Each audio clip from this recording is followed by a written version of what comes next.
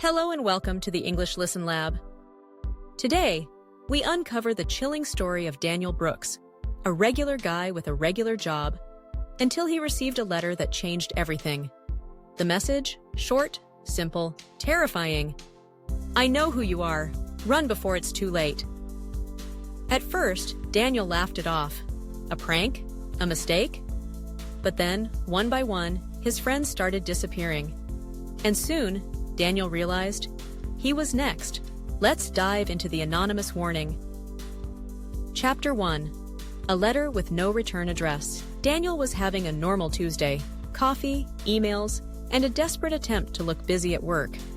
Then, he saw the letter. No return address. No name. Just his name on the front. Curious, he opened it. One sentence. I know who you are. Run before it's too late. Daniel chuckled. Nice try, prankster. He crumpled it and tossed it in the bin. Big mistake. Chapter 2. The First Disappearance. That night, Daniel met his friend Ryan at their usual bar. Hey man, check this out, Daniel laughed, pulling out his phone to snap a picture of the weird letter. Ryan frowned. That's creepy. Daniel shrugged. Probably a scam. Anyway. But Ryan never heard the rest of the sentence, because 2 days later, Ryan disappeared. No calls, no texts, no sign of him. Daniel's stomach twisted. Something was wrong. Chapter 3. More names, more fear. Over the next week, Daniel heard the same thing again and again. People he knew were gone. Coworkers, old classmates, even his neighbor, who always complained about his loud music. Daniel's hands shook as he checked his messages. Every missing person had one thing in common. They all knew him. Chapter 4. The Second Letter. Daniel barely slept. Was this connected to him? Then another letter arrived. You ignored the warning. Now it's too late. Daniel's breath caught. This wasn't a prank. He grabbed his phone. 911. But before he could dial, his phone screen lit up with a new message. The police won't help you, Daniel. He dropped the phone. Someone was watching him. Chapter 5. The chase begins. Daniel ran. He packed a bag, grabbed his passport, and drove without a plan.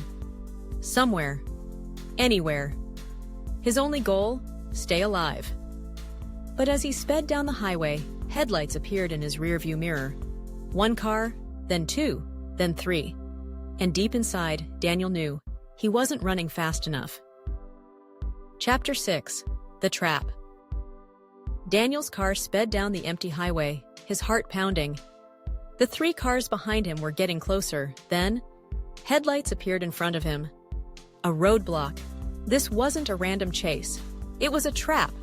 Daniel slammed the brakes and turned sharply onto a dirt road, kicking up dust. He had one option left. Disappear. Chapter 7. The Stranger in the Cabin. Hours later, Daniel found himself in the middle of nowhere, his car nearly out of gas. Then, in the distance, a cabin. Desperate, he knocked. An old man opened the door. He took one look at Daniel and said, "They found you, didn't they?" Daniel's blood ran cold. "Who are you?" the man sighed. "The last person who got a letter like yours." Chapter 8. The Truth About the Letters. The old man, Walter, led Daniel inside. They erase people, Walter explained. No records, no remains, just gone. Daniel swallowed hard. Why me? Walter pointed at the letter in Daniel's hand. Because you know something, even if you don't realize it yet. Daniel's head spun. What did he know? Chapter 9. The Final Warning. That night, Daniel couldn't sleep. He sat by the window, gripping his letter. Then, movement in the trees. A shadow. Then another. His phone buzzed.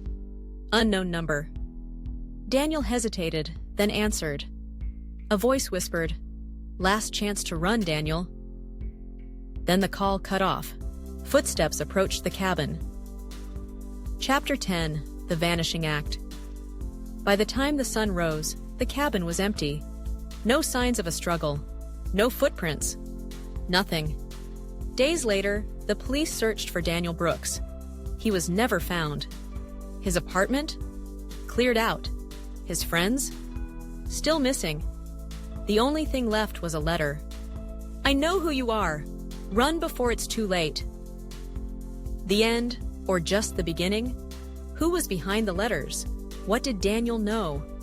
And most importantly, where did he go? Maybe one day we'll find out. If you enjoyed this story, don't forget to like, subscribe, and hit that notification bell for more thrilling English listening practice. See you in the next episode.